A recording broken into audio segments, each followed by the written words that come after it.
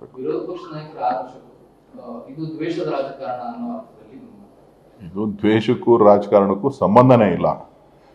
ನಾವ್ಯಾರು ಆಡು ಅಂತ ಹೇಳಲಿಲ್ಲ, ನಾವ್ಯಾರು ಈ ರೀತಿ ಮಾತಾಡಿ ಅಂತ ಹೇಳಲಿಲ್ಲ.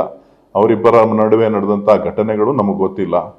ದೂರು ಕೊಟ್ಟಾದ ಮೇಲೆ ಈ ವಿಚಾರಗಳೆಲ್ಲ ಹೊರಗಡೆ ಬಂದಿದೆ. ಇನ್ನು ಪೊಲೀಸರ ತನಿಖೆಯಿಂದ ಎಲ್ಲ ವಿಚಾರಗಳು ಕೂಡ ಸಾರ್ವಜನಿಕವಾಗಿ ಚರ್ಚೆ ಆಗ್ತದೆ. ಅರೆಸ್ಟ್ ಆಗೋ ಮೊದಲು ವಿಡಿಯೋ ರಿಲೀಸ್ ಮಾಡ್ತಾರೆ ಸರ್, ಅದರಲ್ಲಿ ನಿಮ್ಮ ಹೆಸರನ್ನು ಅಂದ್ರೆ ಚುನಾವಣೆ ಸೋತ ಮೇಲೆ ನನ್ನ ವಿರುದ್ಧ ಹಿಂಗಾಯ್ತು, 1 ವರ್ಷದಿಂದ ಈ ರೀತಿ ಮಾಡ್ತಿದ್ದಾರೆ, ಈ ತರದ ಮಾತುಗಳು.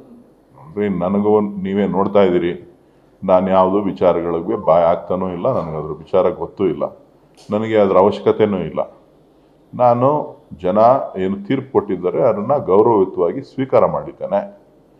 ಜೊತೆಗೆ ಜನರು ನನ್ನ ಕೈಲಿ ಆದಂಥ ಕೆಲಸಗಳನ್ನು ನನ್ನ ಕೈಲಿ ಅವ್ರಿಗೆ ಏನು ಸಹಾಯ ಮಾಡಲಿಕ್ಕೆ ಸಾಧ್ಯ ಇದೆ, ಅವ್ರು ಏನು ಸ್ಪಂದನೆ ಮಾಡಬೇಕು ಅಷ್ಟನ್ನು ನಾನು ಮಾಡಿ ನನ್ನ ಕೆಲಸವನ್ನು ನಾನು ಮಾಡ್ತಾ ಇದ್ದೇನೆ ಹೊರತು ನಾನು ಈ ರಾಜಕೀಯದ ನಾಯಕರಿಂದ ಎಲ್ಲದರಿಂದನೂ ಕೂಡ ನಾನು ಒಂದಷ್ಟು ದೂರನೇ ಇದ್ದೀನಿ.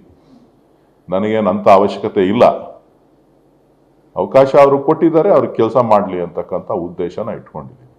ದಿನ ಬೆಳಗ್ಗೆ ಇದ್ರೆ ಕೂತ್ರೆ ನಿಂತರೆ ರಾಜಕಾರಣ ಮಾಡೋದಲ್ಲ, ಅಥವಾ ಫಿಲಿಮ್ ಪ್ರೊಡ್ಯೂಸ್ ಮಾಡೋಕ್ಕೂ ಹೋಗೋದಿಲ್ಲ, ಡೈರೆಕ್ಟ್ ಮಾಡೋಕ್ಕೂ ಹೋಗೋದಿಲ್ಲ. ಅದೆಲ್ಲ ಅವರಿಬ್ಬರಿಗೆ ಬಿಟ್ಟಿದ್ದೀನಿ.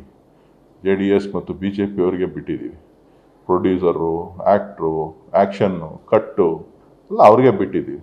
ನಾನು ಹೇಳಿದ್ನಲ್ಲ, ಅವ್ರಿಗೆ ನಮ್ಮನ್ನು ನೆನೆಸ್ಕೊಳ್ಳಿಲ್ಲ ಅಂತ ಅಂದರೆ ಅವ್ರ ರಾಜಕಾರಣದಲ್ಲಿ ರಕ್ಷಣೆ ಸಿಗೋದಿಲ್ಲ, ಅವ್ರ ರಾಜಕಾರಣದಲ್ಲಿ ಮೇಲೆ ಬರೋಕ್ಕೆ ಸಾಧ್ಯ ಇಲ್ಲ.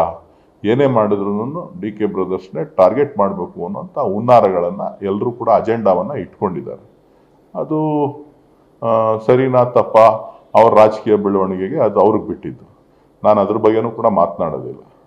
ನಾವೇನೇ ಮಾತಾಡಿದ್ರು ಭಾಳ ಗೌರವಯುತವಾಗಿ ಎಲ್ಲವನ್ನೂ ಸ್ವೀಕಾರ ಮಾಡ್ತೀವಿ. ಸಮಯ ಬಂದಾಗ ಎಲ್ಲದಕ್ಕೂ ಉತ್ತರ ಕೊಡ್ತೀವಿ. Thank you. ನ್ಯೂಸ್ ಫಸ್ಟ್ ನಿರ್ಭೀತಿಯಿಂದ ನಿಮ್ಮ ಪರವಾಗಿ.